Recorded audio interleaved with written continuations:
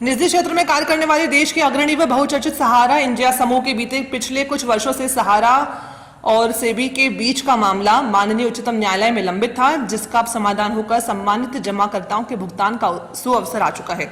इसको लेकर भारत सरकार ने अपने सहकारिता से समृद्धि कार्यक्रम के तहत 6 जुलाई 2021 से मई 2023 के मध्य सहकारिता मंत्रालय द्वारा बढ़ाए गए कदमों की बदौलत अपनी अनुक्रमणिका के खंड क्रम में बहुराज्यीय सहकारी समितियों का सशक्तिकरण के पैरा 4 में सहारा समूह के समितियों द्वारा निवेशकों को भुगतान के फैसले के तहत सहकारिता मंत्रालय की याचिका पर सर्वोच्च न्यायालय ने एक ऐतिहासिक फैसला दिया था, जिसके तहत संप्रति भारत के गृह मंत्री अमित शाह ने विगत 29 मार्च को अपने उद्बोधन में सहारा समूह के सम्मानित 10 करोड़ निवेशकों को पैसे वापस मिलने की बात भी कही थी, जिसके तहत सहकारिता मंत्रालय के प्रयासों से उच्चतम न्यायालय के आदेश दिनांक 29 मार्च 2023 की अनुपालना में एक समय सीमा के अंदर सभी जमाकर्ताओं का भुगतान किया जाना तय है।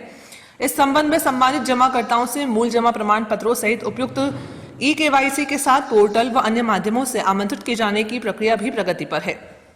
इस संबंध में पूर्व न्यायाधीश न्यायमूर्ति R सुभाष रेड्डी की अध्यक्षता में 2 बैठकें एवं सचिव सहकारिता की अध्यक्षता में समितियों stock holding document management service limited के साथ बैठक की जा चुकी है, जिसमें समितियों को उनके पास उपलब्ध डेटाबेस को SDMSL के साथ साझा करने का निर्देश दिया गया है।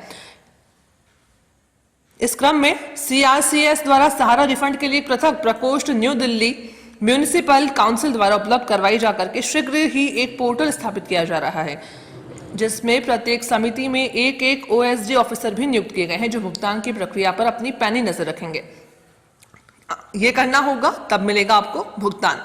सहारा इंडिया के रीजनल कार्यालय भिलवाड़ा के रीजनल मैनेजर देवेंद्र कुमार टेलर ने गंगापुर ब्रांच के अभिकर्ताओं की एक बैठक लेकर अवगत कराते हुए बताया कि सहारा इंडिया के भुगतान के लिए इस जुलाई माह में सेंट्रल रजिस्ट्रार द्वारा एक पोर्टल जारी किया जा रहा है, जहां पर एक ऑफिस भी खोला जाएगा, जिसमें सम्मानित जमाकर्ताओं का KYC के माध्यम से वेरिफिकेशन होगा, जिसका भौतिक सत्यापन stock holding documents private limited service करेगी। ऐसे में भुगतान वापसी के लिए सभी सम्मानित जमाकर्ताओं को अपने अपने आधार कार्ड से उसका mobile number pan card link करवाना अति आवश्यक है, जिसके तहत उसके रजिस्टर्ड मोबाइल नंबर पर OTP प्राप्त होगा। उसी के जरिए डॉक्यूमेंट सबमिट करने होंगे। इसके सत्यापन के बाद ही भुगतान की प्रक्रिया पूरी होकर जमाकर्ताओं के सीधे बैंक खाते में भुगतान किया जाएगा। इसलिए जैसे ही पोर्टल की शुरुआत हो तब उसके निर्देशों की पालना सुनिश्चित करते हुए भुगतान प्राप्ति की प्रक्रिया को क्रियान्वित कर भुगतान प्राप्त करने में आप सहयोग करें। आज हमारे सम्मानित RM साहब गंगापुर के कार्यकर्ताओं की मीटिंग ली। उसमें ये बताया है कि समस्त जमाकर्ताओं का भुगतान का जो आदेश 29 मार्च 2023 को हुआ, उसमें सर्वोच्च न्यायालय ने आदेश दिया है कि समस्त जमाकर्ताओं का भुगतान विदिन 9 महीने में किया जाए।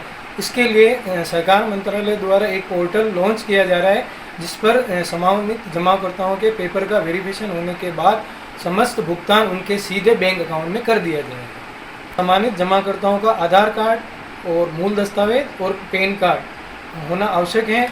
उसमें आधार कार्ड के अंदर मोबाइल नंबर जुड़े हुए होना जरूरी है। सहारा इंडिया के समस्त सम्मानित जमाकर्ताओं का भुगतान केंद्रीय सहकारी विभाग के माध्यम से किया जाएगा। इसके लिए अति शीघ्र एक पोर्टल लॉन्च किया जा रहा है। उस पोर्टल के ऊपर सम्मानित जमाकर्ता अपने पेपर अपलोड करेगा और उनका पेपर का वेरिफिकेशन पूरी पारदर्शिता से करके सम्मानित जमाकर्ता के सीधे बैंक अकाउंट के अंदर किया जाएगा। अभी पोर्टल लॉन्च होने में अति शीघ्र लॉन्च होने वाला है। जैसे ही पोर्टल लॉन्च होगा, विभिन्न समाचार पत्रों के माध्यम से, हमारे अभिकर्ताओं के माध्यम से हमारे सम्मानित जमाकर्ताओं को अवगत करा दिया जाएगा।